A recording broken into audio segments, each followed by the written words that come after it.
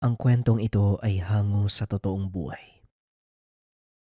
Mula ito sa isa nating kabayan na itago na lang natin sa pangalang Elmer. Taong 1987, Agusan del Sur. Sa nag-iisang kubo, sa kalagitnaan ng malawak na taniman ng nyog, namumuhay ang matandang binata, si Elmer.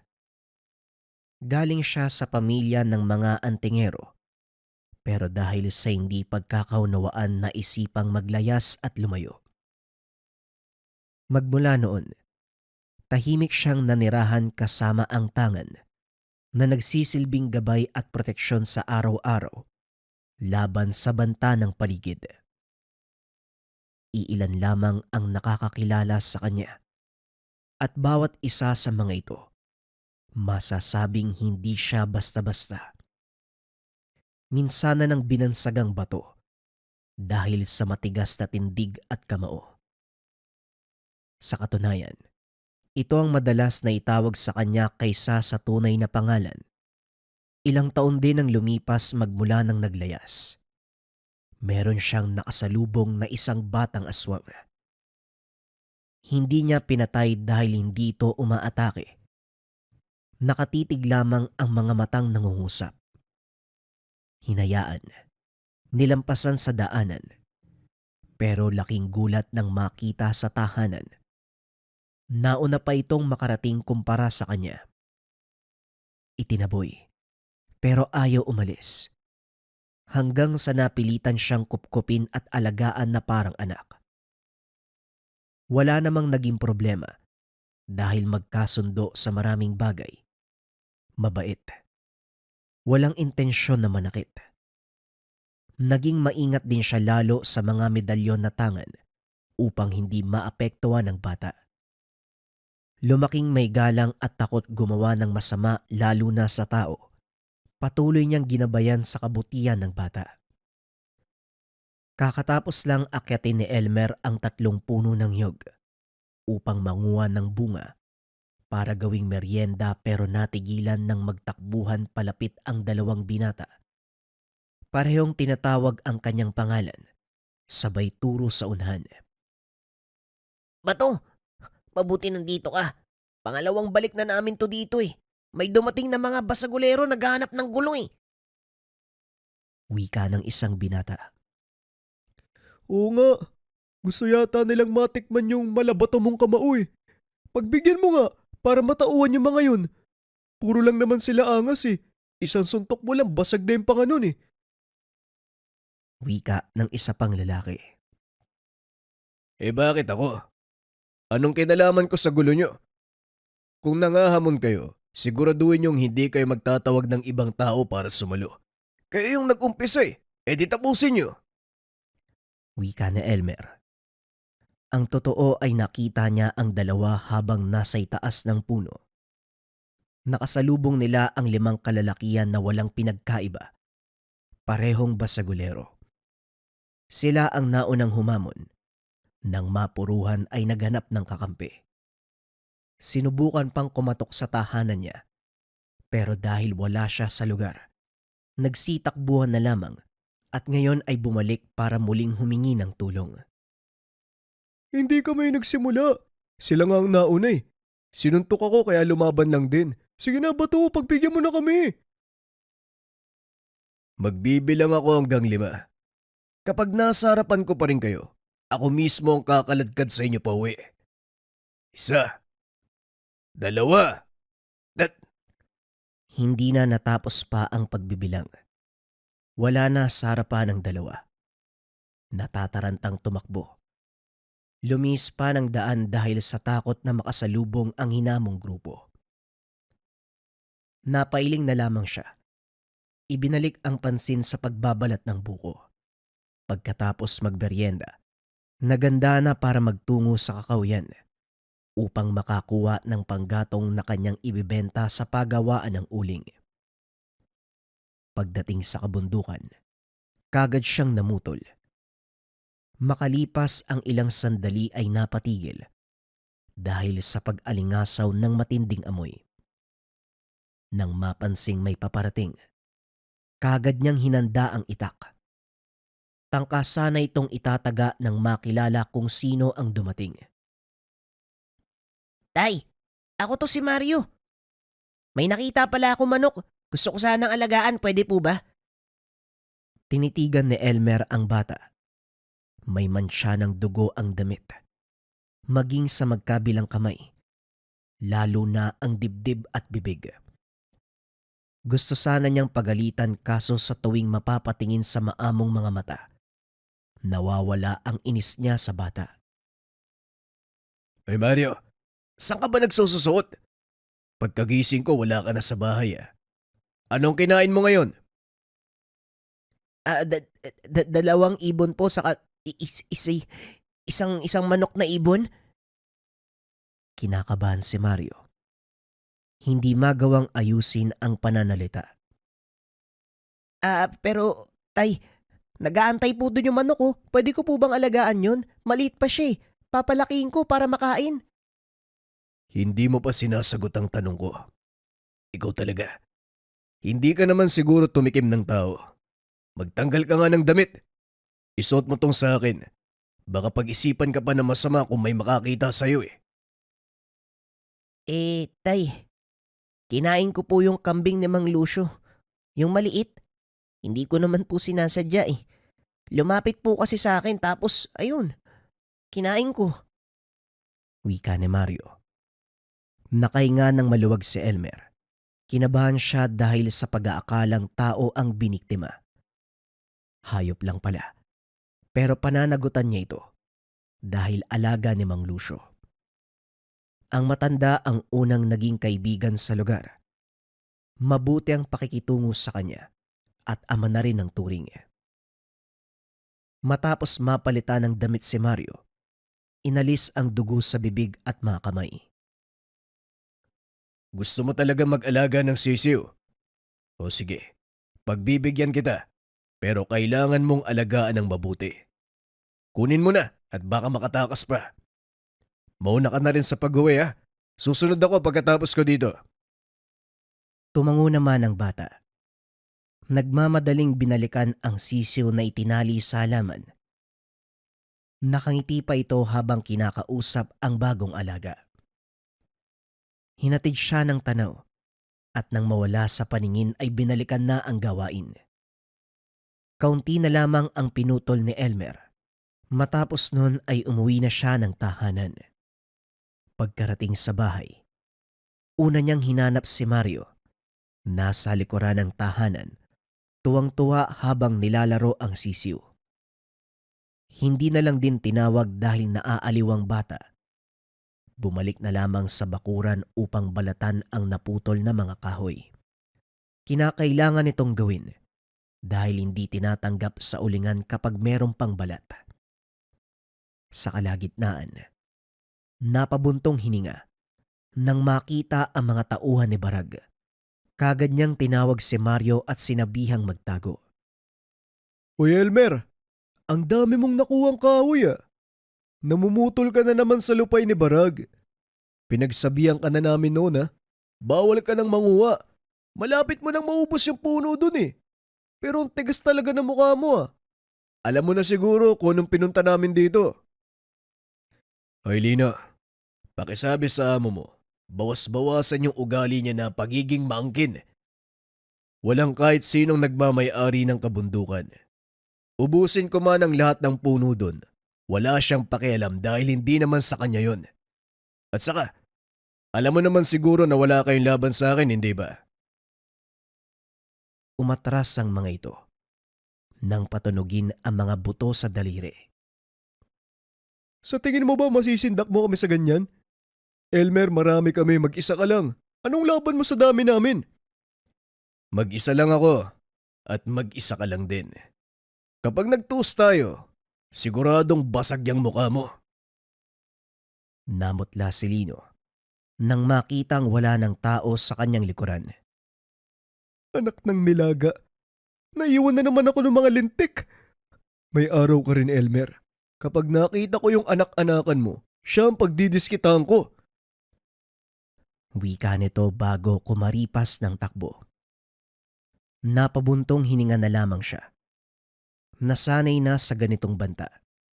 Ito ang palaging sinasabi ni Lino kapag pumapalpak sa kanya. Pero sa kabutiang palad naman, nagagawa ng paraan ni Mario ang makatakas sa paningin nito. Mautak ang bata. Kapag nakakaramdam ng panganib ay kaagad na umaalis. Tatay, ano bang problema ng pangit na yun? Palagi siyang pumupunta dito tapos naghahamon ng away. Kapag papatulan naman, biglang tumatakbo. Hayaan mo siya, anak. Huwag mong pansinin ang mga ganong tao. Walang ibang alam kundi puro dakdak at paninindak. Huwag mong sayangin ang oras mo sa kanila. Kumusta ang alaga mo? Natutulog na po, tay. Ano pala yung papakain sa kanya? Tanong ni Mario. Tumulong pa ito sa pagbabalat ng kahoy. Kanin lang sa katubig. Masyado pang maliit yun eh. Parang ilang araw pa lang bago nabiyak sa itlog. Mag-isa lang ba yun ang nakita mo? Marami po yun. Kaso kinain ko eh. Siya lang po yung naiwan kasi malikot. Naisip ko na lang pong alagaan. Yung nanay niya, kinain ko din. Pati yung tatay siguro. Nakain ko na. Naku kang bata ka, buong pamilya yung dinali mo. Pinapaalalahanan kita ha. Ang pwede mong biktimahin ng mga hayop, yung mga galalang, yung walang nagmamay-ari. Kapag merong nagmamay-ari, kasalanan ang ginawa mo. At yung isa pang paalala ko, ano nga ba uli yun? Oo tay, yung susunod. Bawal tumikim ng dugo at laman ng tao. Huwag sumalakay ng mga tao. Napangiti na lang si Elmer sa sinabi ng anak. Hindi may tatanggi ang katangian nito. Kaya sinusubukan niyang palakihin sa pamamaraan ng mga tao. Araw-araw pinapaalalahanan upang hindi gumawa ng bagay na pagsisisihan. Nakikinig naman ito. Sumusunod sa bawat bilin. 8 taong gulang pa lamang si Mario, pero makikitaan na ng pambihirang lakas bilang aswang. Hindi pa man nasisilayan ang pagbabagong anyo, pero ang kakayahan ay lumilitaw na. Hindi niya rin pinagkakaitan lalo na sa pagkain. Nilalaanan ng manok, baboy o baka, at kung ano pang karne na mabibili sa palengke at katayan. Kumakain naman ito ng iba pang potahe, subalit kailangan pa rin ang nabanggit. 3 beses sa isang linggo kung painumin ng dugo ng mga hayop. Napaparami sa tuwing nauuhaw. May suki naman sa bayan kaya hindi nauubusan. Isa si Mario sa dahilan kung bakit hindi siya nakikipagkaibigan sa mga tao. Ayaw niyang malaman ng iba ang tunay na katauhan at baka mapagkaisahan. Handa naman siyang ipaglaban, pero inisip din ang magiging epekto sa bata. Kaya 4 na destinasyon lamang ang pinupunta nila. Tahanan, kabundukan, palengke, at pagawaan ng uling kung saan hinahatid ang pinuputol na mga kahoy. Ito rin ang nagsisilbing kabuhayan upang matugunan ang pangangailangan lalong-lalo na kay Mario. Pagkatapos mabalatan ang mga kahoy, pinagpapatong-patong para maging maayos ang pagkakabuhol. Tumutulong pa rin ang bata dahil hindi ito mapermi. Gusto ang palaging merong ginagawa. Hinayaan niya na lang para matuto. Saktong natapos na ang lahat. Dumating ang mga tauhan ni Baraga. Hindi lang ang mga ito. Sa pinakadulo ng mga kalalakian, dumating si Baraga. Meron pang dalang baril. Elmer, magandang hapon. Gusto ko lang ipaalala sa'yo. Huwag mo nang gagalawin ang mga puno sa kabundukan. Nakakailang sabi na ako Ang tigas ng bugo mo. Nilinaw ko na sa'yo dati pa. Huwag mong gagalawin ang bagay na sa akin. Wika ni Baraga. Mario, pumasok ka muna sa loob. Baka madungisan ang pandinig mo sa mga walang kwentang sasabihin ng mga damuho na yan. Wika ni Elmer. Kaagad namang sumunod ang bata. Pagkatapos ay muling hinarap si Barag. Hindi ko alam kung saang basura mo napulot ang pangalan na yan. Pero makinig ka sa akin, Barag. Kahit magkaharap man tayo sa munisipyo o kahit saan, wala ang pangalan mo sa listahan dahil hindi naman ikaw ang nagmamay-ari ng kabundukan. Kaya huwag kang maghari-harian dito. Baka mapaya ka lang. Dahil sa sinabi ni Mario, kaagad kinasa ni Barag ang hawak na baril. Baka ikaw ang mapaya kapag pinasabog ko to sa ulo mo. Ano, lalaban ka ba? Pilit pinapakalma ni Elmer ang sarili. Nagbuntong hininga para hindi patulan ang hamon ni Barag. Natahimik ka yata ah. Sa baril ka lang pala titiklop eh.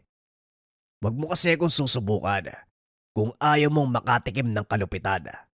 Ano, malinaw na ba ang usapan natin? Klaro ba? Tinalikuran nito ni Elmer.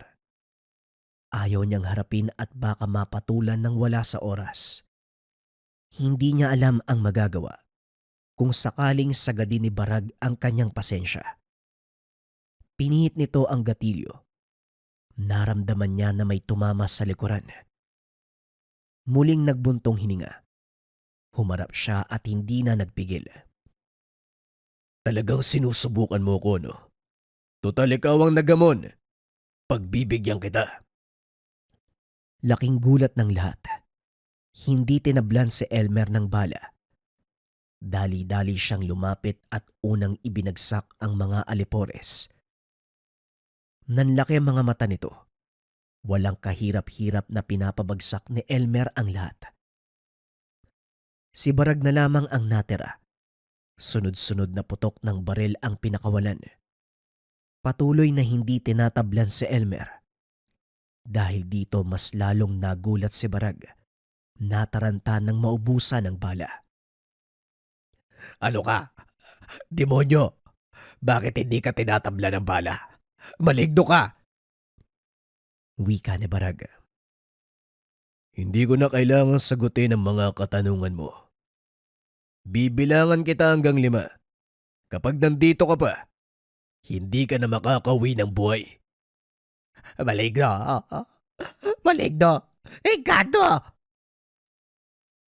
Wika nito habang tumatakbo. Sumunod na rin ang mga alipores sa kanya. Natawa na lang si Elmer sa naging asal ng mga ito. Ayaw sana niyang makasakit, pero bumigay na sa kanilang pangulit. Pagsapit ng gabi, abala si Elmer sa pag-aayos ng mga nakabuhol na kahoy. Inihahanda niya ito para kung sakaling merong kukuha ay dire-diretso na. Isa-isa niyang pinapasan mula sa likod ng bahay patungo sa bakuran. Tahimik lang si Mario na nakaupo. Yakap-yakap ang sisiw.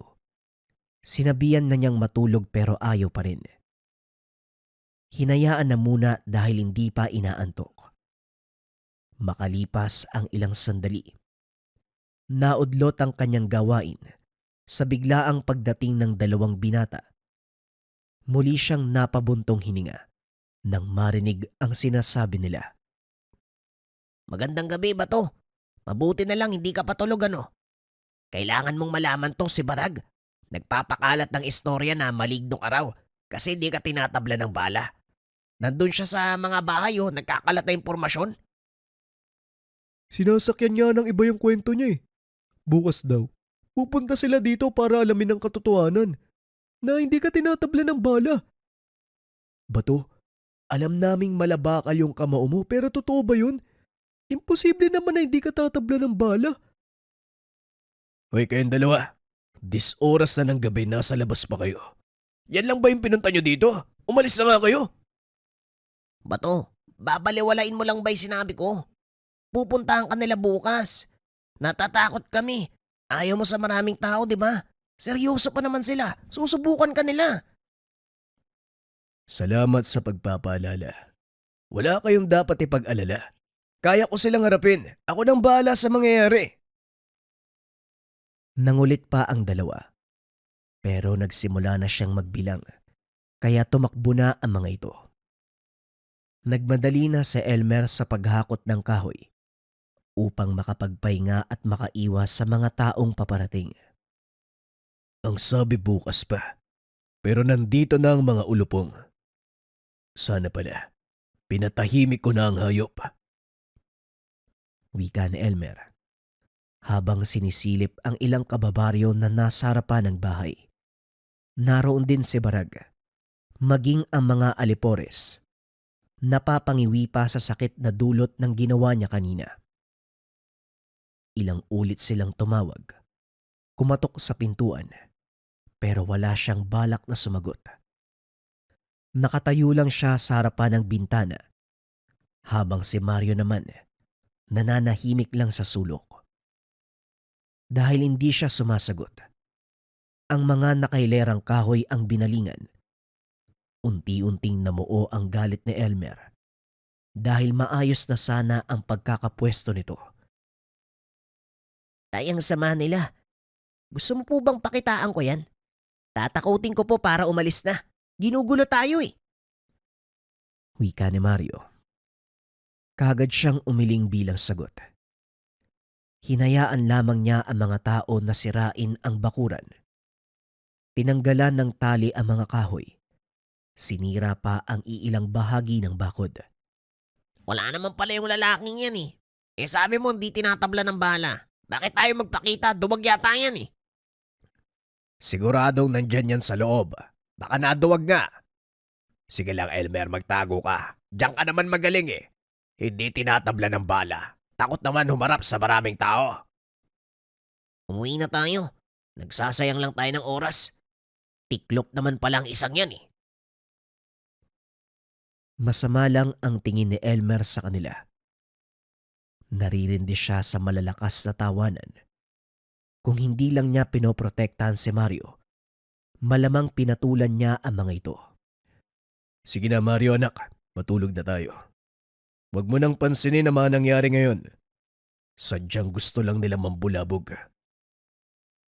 Kaya po ba ayaw niyong makipagkaibigan sa kanila? Ako rin po ayaw ko silang kaibigan. Mga masamang tao. Wika ni Mario. Ngumiti na lamang si Elmer. Tinabihan sa pagtulog ang anak-anakan. Kinabukasan, maaga siyang bumangon para ayusin ang mga kahoy. Panay na lamang ang kanyang pag-iling sa nangyari. Pagkatapos pumasok na siya ng tahanan para makapag-agahan. Una niyang hinanda ang pagkain ni Mario. Karne at dugo ng baboy. Sa sandaling maamoy ito ng bata, kaagad siyang lumalapit sa mesa. Nakangiti pa habang pinapanood siyang hinihiwa ang karne. Nakatulog ka ba ng maayos? Nga pala, ubusin mo to ngayon ha. Dahil mamaya pupunta tayo ng palengke. Sana naman malaki yung kitain natin para makabili tayo ng kakailanganin. Sige na, kumain ka na. Ihintayin ko lang kumulo yung tubig. Magkakape ako. Iniwan niya sa lamesa ang bata. Nagtungo sa lutuan upang maasikaso ang pag-iinit ng tubig.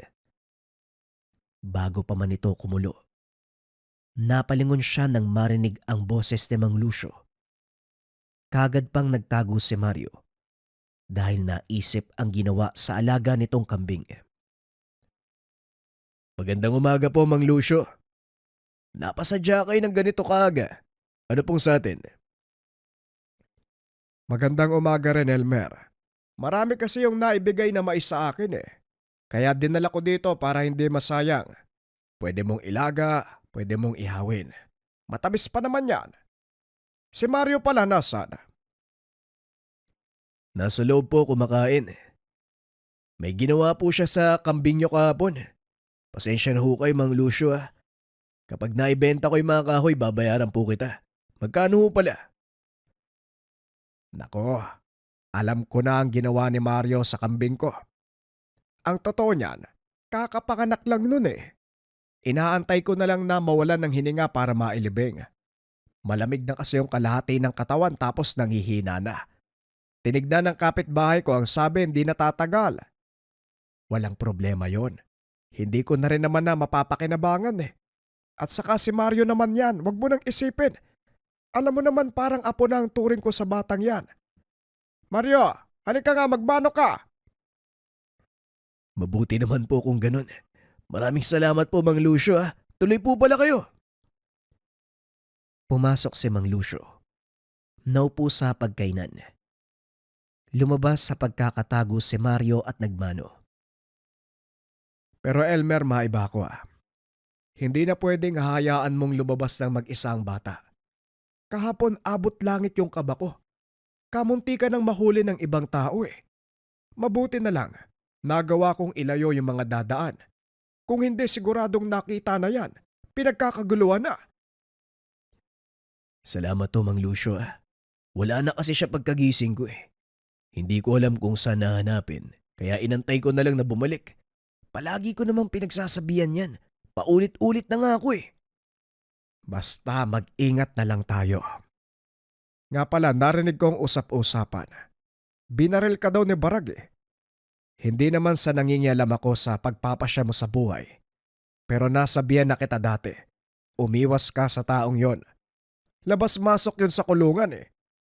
Adik.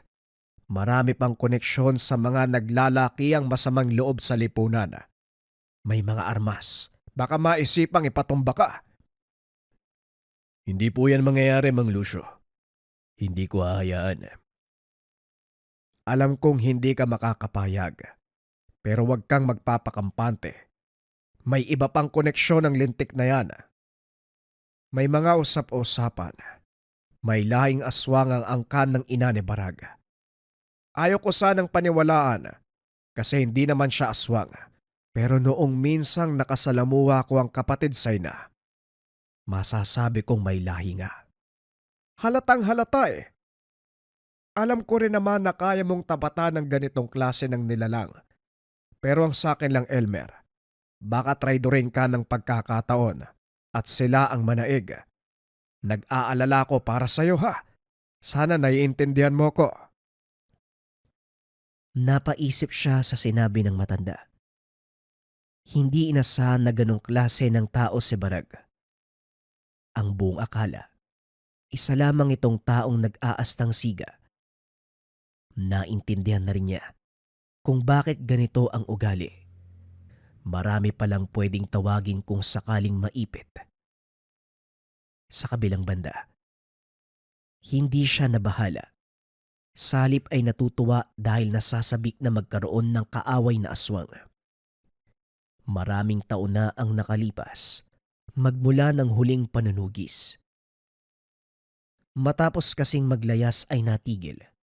May mga napapadaan naman sa kanyang lugar, pero hindi naman nang bibiktima, kaya hindi na siya nag-aabala. Ngunit ngayon, kakaibang pakiramdam ang dulot sa kanya. Parang hindi na makapag-intay na mapasabak muli sa labanan. Sana nga tawagin ni Barag ang kalahi niya, yung mga halimaw, para meron akong pagkakabalahan. Wika ni Elmer sabay ngiti. Alam ko yung ngiti na yan ha, Elmer. Huwag kang maging pasaway. Nako, Diyos ko, makinig ka. Ilang sandali ang lumipas. Dumating ang kukuha ng mga kahoy sa tahanan. Isinama niya si Mario dahil hindi pwedeng maiwan sa bahay. Walang magbabantay. At baka biglang sumulpot ang mga alipores ni Barag.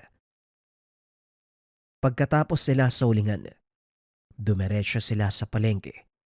Bago pumunta sa tindahan ng karne, kinausap muna si Mario. Mario, papasok tayo sa bilihan ng karne. Sana magpigil ka ha. Huwag ipakitang natatakam. Naiintindihan mo ba? Bawal malaman ng ibang tao kung anong meron sa'yo. Sasaktan ka nila. Gusto mo ba yun? Umiling ang bata. Kinarga niya ito at nagtungo sila sa tindahan. Nakinig naman si Mario. Siya na lang din ang naawa dahil damang-dama ang pagpipigil nito. Umiiwas na tignan, isinubsob na lamang ang mukha sa kanyang balikat. Sabay pikit ng mata para hindi makita ang nakapaligid na karne. Binilisan na lamang ni Elmer ang pagbili upang makaalis na doon sa lugar. Pasensya ka na anak ha. Kailangan mo kasing gawin yan para maging ligtas ka. Hayaan mo. May nabili naman tayong karne, dugo sa kabituka. Tamang-tama para sa tanghalian at hapunan mo mamaya. Bumili na lang din tayo ng gulay at bigas. Halika. Pagkatapos makapamili ay umuwi na sila. Saktong nailapag ang mga bitbit. Dumating si Barag kasama ang mga tauhan. Aba, tignan mo nga naman. Galing pa sa palengke. Ang daming pinamili ah. May pera ka pala. Akala ko, damo at lupa lang ang kinakain mo. Uy, anak mo? Gwapo ah. Ang sarap sakalin. Malapit nang magtanghalian. Kailangan ko pang magluto. Ilang minuto lang ang kaya kong ibigay sa'yo. Kung ano man ang sadya mo sa lugar, sabihin mo na. Ayos ah. Ikaw pa lang ang unang maligno na humamon sa akin. Kahit isa kang elemento, hindi kita uurungan. Oo, masisindak mo ko. Pero wala ka pa rin kawala sa akin.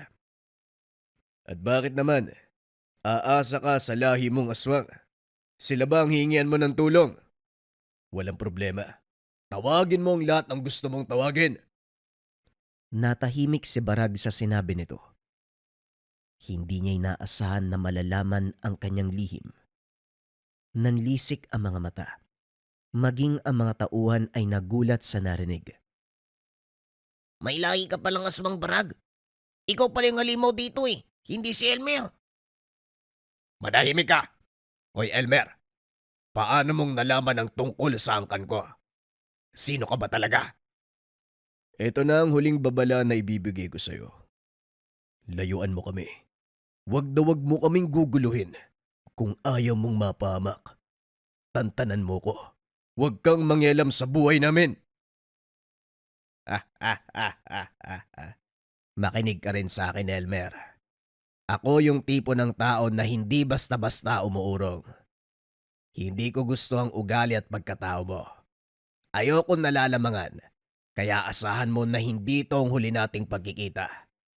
Humanda ka, dahil siguradong may kalalagyan ka sa susunod.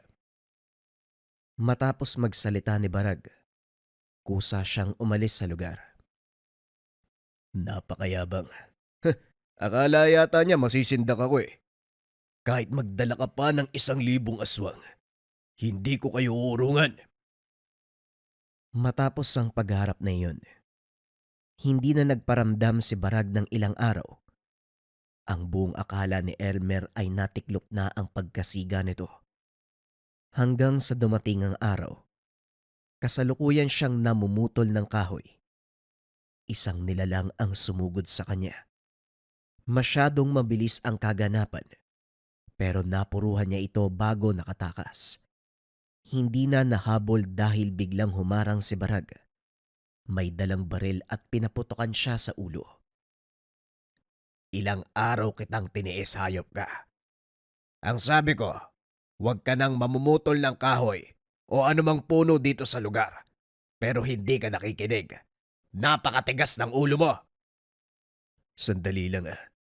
Sa kabilang bundok ako namutol. Sinunod ko ang sinabi mo kaya lumipat ako.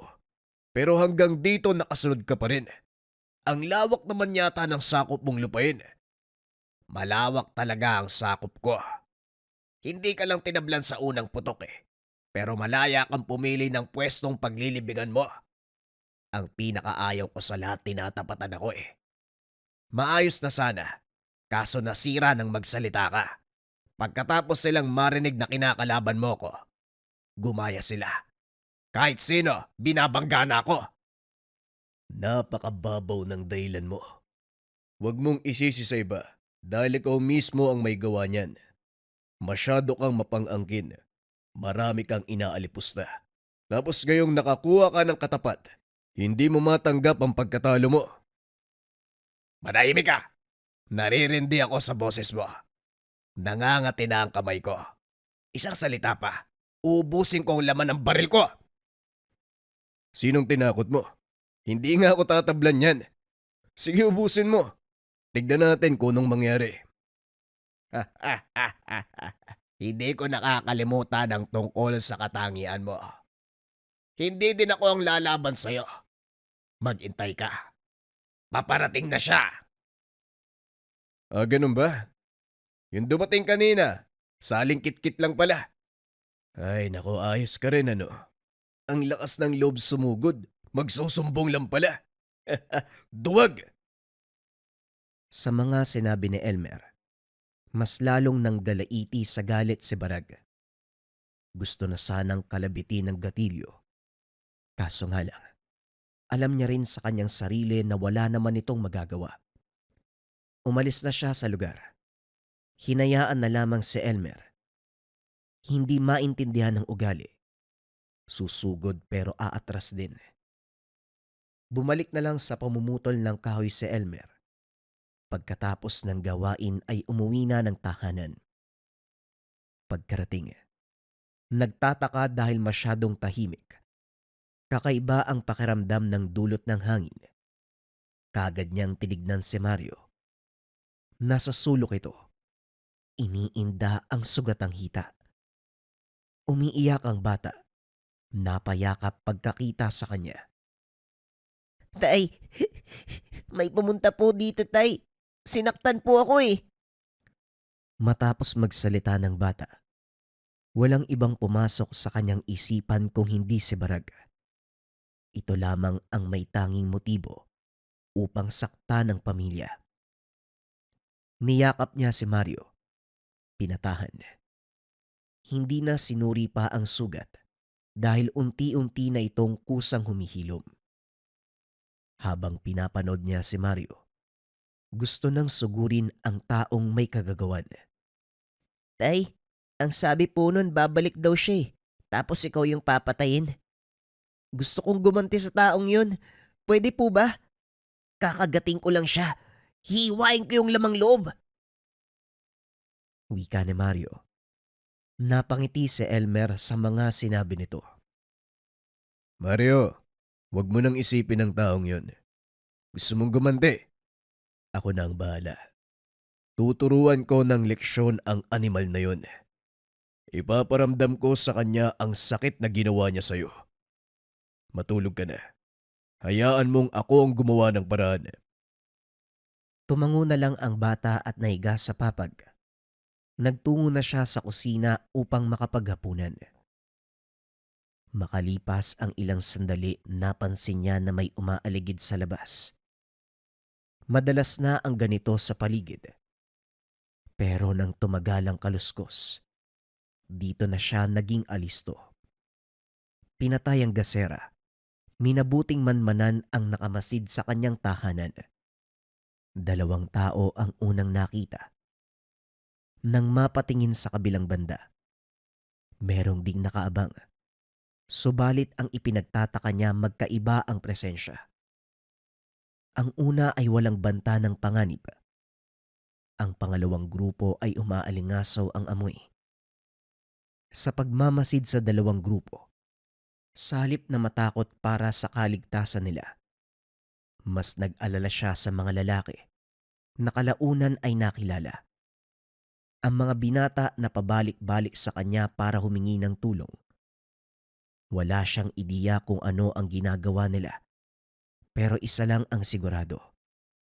Nanganganib ang buhay ng mga ito.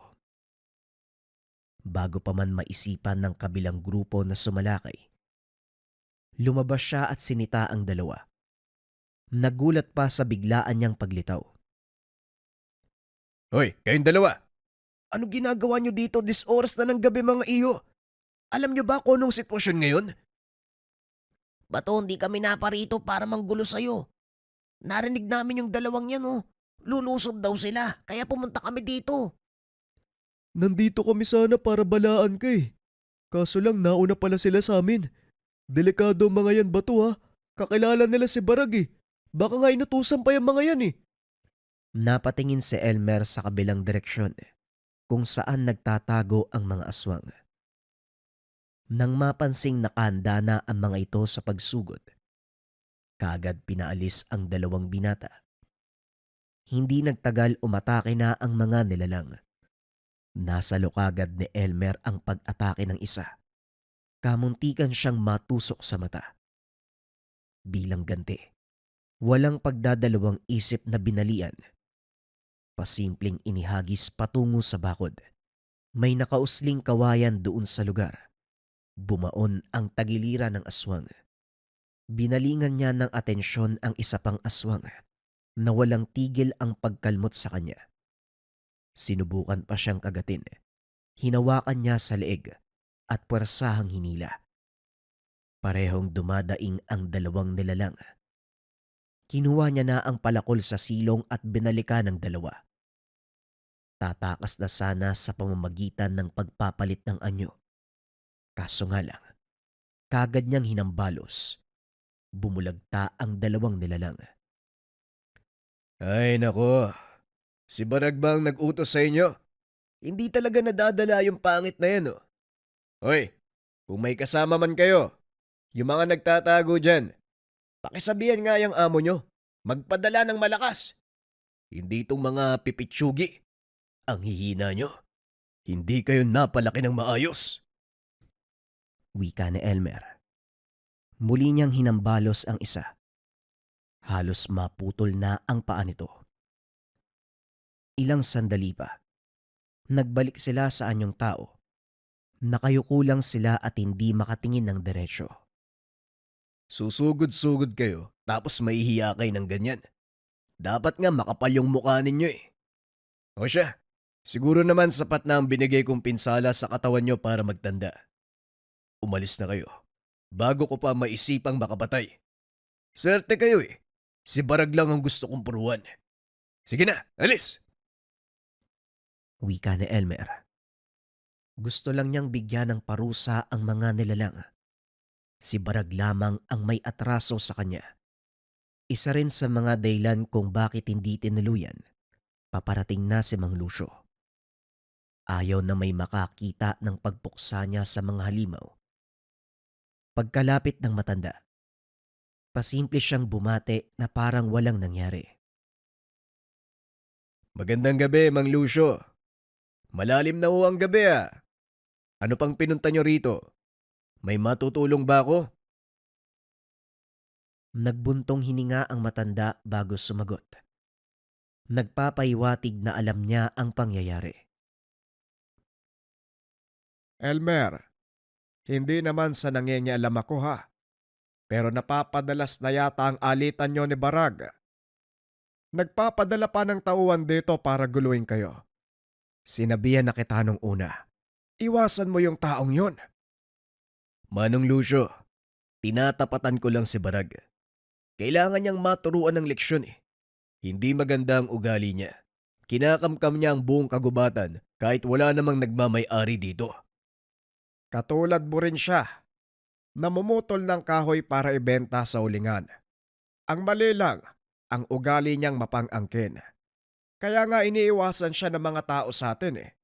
Natatakot dahil mabilis ang kanyang kamay para magparusa, nananakit ng ibang tao. Pero ngayon mas lalo siyang nanggagalaite dahil may lumalaban na. Ikaw ang sinisisi. Sinimulan mo daw eh, kaya gumaya na ang iba.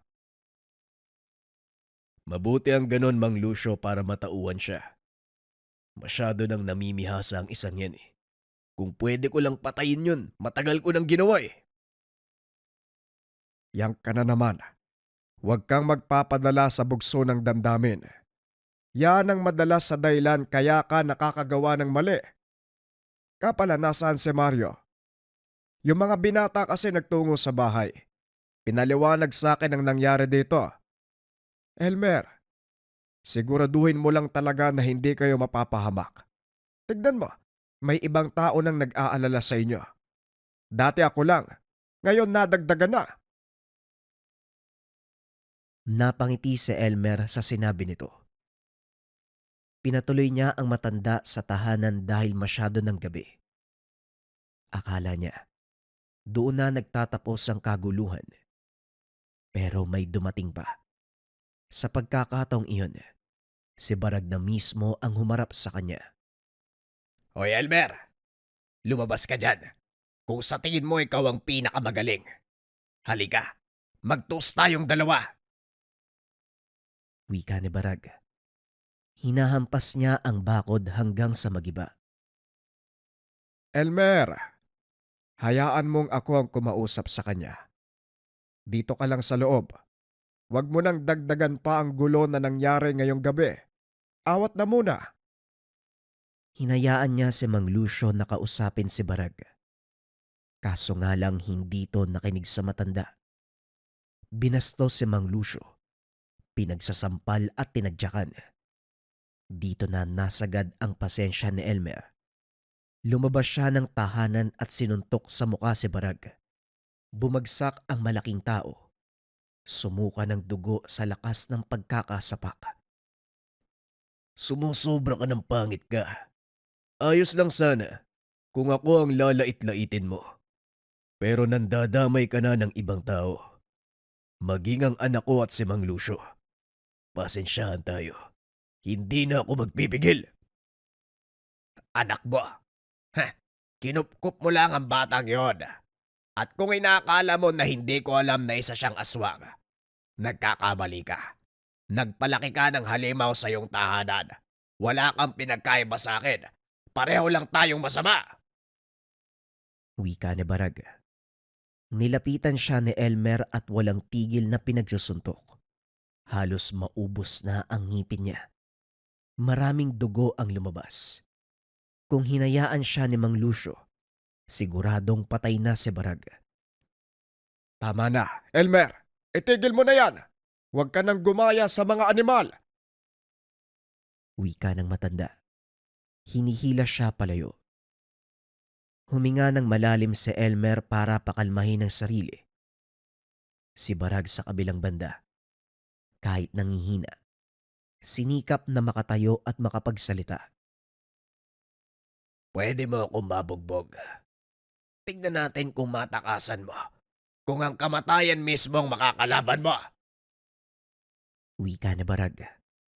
Bigla itong nawalan ng malay. Umalingasaw sa buong paligid. Sinundan ng paglitaw ng isang nilalang. Pinapasok niya sa bahay si Mang Lucio upang hindi madamay. Isang uri ng nilalang na merong pakpak ang nakita. Pinagmasdan niya muna ang galaw nito. Mabilis ang kilos. Nakakalipad. Nagpapalipat-lipat sa mga puno. Tanging pag-ilag lamang ang nagagawa ni Elmer. Nag-aantay ng pagkakataon. Ilang beses na rin siyang bumagsak. Matapos dagitin sabay bitaw. Nakaramdam ng bahagyang pagkahilo. Tumama ang ulo sa bato. Sinamantala ng nilalang ang pagkakataon. Sumugod muli at sinakal siya. Pinilit niyang abutin ang palakol sa tabi, pero masyadong malayo. Sinikap na lamang makawala sa nilalang. Kaso nga lang masyadong malakas ang puwersa nito. Unti-unti na siyang nanghihina. Nawawala ng malay. Hanggang sa biglang dumaing ng napakalakas ang aswang. Nakita niya ang anak si Mario sa anyong nilalang. Nabitawan siya ng halimaw. Nabaling ang atensyon doon sa bata. Kagad napuruhan si Mario nang umatake ang nilalang. Nakalmot sa leeg. Tumalsik ng napakalayo. Kagad namang kumilos si Mang Lucio. Kinarga si Mario pabalik sa loob ng tahanan. Elmer, ako nang bahala kay Mario. Yung aswang na yan, patayin mo na! Wika ni Mang Lucio. Hinabol niya ang aswang na nagmamadaling tumatakas. Nasundan niya ito sa tulong ng medalyon. Dumiretso siya sa bahagi kung saan narinig ang pagbulusok. Nakita niya ang nilalang na nanghihina. Hawak-hawak ang nagdurugo na sugat. Nakailang subok ito ng paglipad, pero hindi na ginawa. Kinuha niya ang pagkakataon at ginamit ang dalang palakol. Winasak ang pakpak. Naglupasay. Walang tigil sa pagdaing ang nilalang.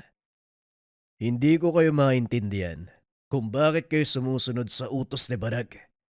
Akala mo siguro madali lang ang papatayin mo. Ngayon ikaw ang napuruan. Wika ni Elmer habang pinapanood itong nagdurusa. Sinubukan pa nitong tumakas. Gumagapang kahit nahihirapan. Pero hindi na makalayo matapos tagain sa likuran. Nangisay. Hanggang sa lumipas ang ilang sandali. Tumigil na sa paghinga. Pagkabalik sa tahanan, kagad tinignan ng kalagayan ni Mario. Nangihina ang bata habang yakap-yakap ni Mang Lucio. Elmer, mabuti naman nandito ka na. Kailangan ng tulong ni Mario. Kanina pa siya nangihina. Wala akong alam sa gamutan. Ikaw na ang mag-asikaso. Wika ni Mang Lucio. Sinimulan niya ang panggagamot sa bata. Habang ginagawa ito ay hindi maiwasang maluha. Awang-awa siya sa kalagayan ni Mario. Isang paslit na nadamay lamang. Makalipas ang ilang oras matapos magamot, unti-unting bumalik ang sigla ng bata. Kumusta ang nakalaban mo? Napatay mo na ba? Hayop na aswang na yan. Maging ang walang malay na bata dinadamay. Kahit sabihin nating may lahi si Mario, wala pa rin siyang muwang eh. Wala ho kayong dapat ipag-alala doon sa aswang. Nadispatch ako na. Hindi na yun makakabalik. Nga po pala, nasaan si Barag? Ayon, pinatapon ko sa kabundukan. Isa pa yun eh. Bumalik dito yung dalawang binata, yung palaging pumupunta sa'yo. Inutusan ko. Dalin yung walang malay na si Barag. Itapon nila sa bundok. Natawa si Elmer sa ginawa ng matanda. Akala ko ipapagamot nyo eh. Nasanay ako sa inyo na kabutihan pa rin ang gagawin sa kabila ng kasamaan na ginagawa ng mga tao. Hindi sa lahat ng pagkakataon. Aba dapat lang yun sa kanya. Kulang pa nga eh. Lumalabis na kasi. Ginugulo ka, dinamay pa si Mario. Tinuring ko na kayong pamilya, kaya hindi na ako makakapayag sa ganon. Nagtawag pa talaga ng aswang. Halimaw talaga. Bukas kapag nakita kong Barag na yon, siguradong lagot sa akin. Wika ni Mang Lucio. Mababakas ang galit sa boses nito. Napabuntong hininga si Elmer. Hindi inasahan na aabot sa ganito ang lahat. Sa pag-aakala niya, simpleng alitan lamang na namamagitan sa kanila ni Barag, pero lumala sa paglipas sa mga araw. Ipinagpasalamat na lang din niya na hindi gaanong napuruan si Mario. Dahil kung oo, siguradong mapapatay niya si Barag. Kinabukasan, umaga pa lang nasa bakura na ang dalawang binata. Sandaling binuksan ni Elmer ang pintuan. Nag-unahan sa paglapit para mga musta. Bato, kumusta? Nasaktan ka ba? Ito talagang si Barag, sobrang sama ng pagkatao. Ayan mo ba to? Dinala namin sa bundok. Binugbog pa nga namin tas iniwan namin eh. Ewan ko lang kung magising pa yun. Ayos lang ako. Salamat sa pag-aalala. Pero magmula ngayon, atupagin nyo na ang inyong sarili. Tignan nyo, ilang araw na ba kayong hindi nakakaligo? Amoy patay na kayo eh. Sa kabila ng pagiging basagolero ng mga ito, sa kabila ng kakulitan, natuwa si Elmer sa dalawa. Meron silang mabuting puso, handang tumulong sa mga nangangailangan.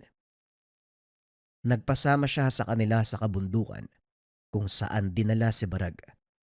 Narinig nilang sumisigaw, nangingi ng tulong, hindi makawala sa pagkakagapos. Nakatali ito sa puno. Bago pa man makapagsalita, sinuntok niya ang muka. Hindi na nais pang marinig ang boses, kaya pinatahimik na lamang. Inutusan niya ang dalawa na pumunta sa tahanan nito para ibalita sa kasama ang nangyari. Ang mga sunod-sunuran ng kumuha. Nagdadalawang isip pang lumapit dahil natatakot sa kanya. Binalaan na rin. Maging si Barag na kapag umulit, hindi na papalampasin. Mas malala ang aabutin. Naging epektibo naman ng kanyang banta. Dahil sila na mismo ang umiwas, natuto na sa pangyayari. Pagkatapos mairesolba ang problema kay Barag, ibinuhos ni Elmer ang atensyon sa pag-aalaga kay Mario. Sa paglipas ng mga buwan, habang lumalaki at lumalakas ang katauhan, kinakailangan nito ng gabay. Katawang niya rin si Mang Lucio, na kusang nagpresenta na gabayan ng bata. Hindi naman naging mahirap ang paggabay dahil habang tumatagal, nakokontrol ni Mario ang kanyang sarili. Binigyan pa rin siya ng mga kagamitan ni Elmer, mga pangontra, dasal, kaunting tipak ng sariling medalyon. Sinubukan nila ang lahat ng ito. Pinag-aralan kung paanong mapapakalma ang katangian ni Mario. Sa awa ng Diyos, lahat ng ginawa nila ay umubra. Sa paglipas ng panahon, wala nang naging problema sa pamumuhay nila dahil hindi na sumubok si Barag. Iniwasan na lang din ni Elmer ang anumang gulo para mapanatili ang kapayapaan. Ang buhay ng dalawa, isang manggagamot, isang aswang na nagsama upang tumulong sa mga tao. Isa lamang itong patunay na hindi porket may kakaibang katangian, maituturing ng masama. Ito ay nakabatay pa rin kung paano ka papalakihin ng mga taong nakapaligid sa iyo. Opinyon para sa kwento, mga kabayan. Isang patunay na naman ito, mga kabayan, na hindi porket meron kang lahi ng masamang angkan, masama ka na ding tao. Lahat ng pag-uugali ng isang tao, nilalang, o kahit nga mga hayop, mga kabayan, nakabatay ang iyong pag-uugali kung saan kang lugar lumaki. Kung ang isang tao o hayop ay lumaki sa isang lugar kung saan maraming nagpapatayan, kung saan palaging merong nagdidigmaan, o kailangan pumatay para mabuhay, ganun din ang magiging ugali niya sa paglaki. Pero mga kabayan, ganun din sa kabaliktaran ha. Hindi porket anak ka o mula ka sa mabait na angkan o banal na angkan, hindi ibig sabihin nito banal ka na. Nakadepende ito sa mga taong makakasalamuha mo o makakasama mo sa araw-araw. Maaari nating sabihin, mga kabayan, na nasa tao pa rin ang pagpapasya, pero majority kasi, mga kabayan, mas malakas ang hila ng puwersa ng impluwensya ng ibang tao. Ika nga sa kasabihan, sabihin mo sa akin kung sino ang mga kaibigan mo. Sasabihin ko sa iyo kung anong klaseng hinaharap ang meron ka. Kaya naman, mga kabayan, huwag tayong manghuhusga kaagad sa mga bagay-bagay. Huwag tayong magbibigay kaagad ng opinyon, ugaliing mag-isip, magsaliksik, mag-aral bago tayo magbigay ng komento. At higit sa lahat, mga kabayan, huwag magpapadala sa bugso ng damdamin sa pagkilatis at pagbibigay ng pasya. Naway marami kayong natutunan sa ating kwento, mga kabayan. Maraming salamat. Paalam. Gemstone Bracelet. 3 uri ng mataas na gamit. Howlite, Lava Stone, at Black Obsidian. Pampakalma at pampahaba ng pasensya. Pampalakas ng koneksyon sa kalikasan. Pampalakas ng kalooban, nagbibigay ng tapang. Panglinis ng aura, proteksyon sa negative energy, masamang tao, nilalang at elemento. Ang howlite, isang barote mineral, kilala sa puti nitong choky na anyo. May maitim na ugat na sumisimbolo sa pasensya at pag-unawa. Mga katangian ng pagpapagaling, nagsisilbing isang nagpapatahimik na bato. Pinapakalma ng howlite ang katawan, isipan at espiritu. Nagtataguyod ng karunungan, nagpapataas ng kamalayan, nagbibigay ng malinaw na paningin. Lava Stone. Ang Lava Stone ay isang grounding stone na nagpapatibay sa koneksyon ng isang tao sa inang kalikasan. Nagbibigay ito ng lakas at tapang, nagbibigay daan sa katatagan sa panahon ng pagbabago. Black Obsidian. Isang malakas na paglilinis ng psychic smog na nililikha sa loob ng iyong aura. Ito ay isang malakas na psychic protection stone. Ang batong ito may kapangyarihang metapisiko na mga katangian na makakatulong upang maprotektahan ka laban sa negatibong aura o sa mga taong merong masamang tangka sa iyo. At ang huli, San Benito bilang pangkalahatang proteksyon. Isang gamit, napakaraming bisa. Sa mga interesado mga kabayan, isearch lang ang shop ng Likha Merchandise.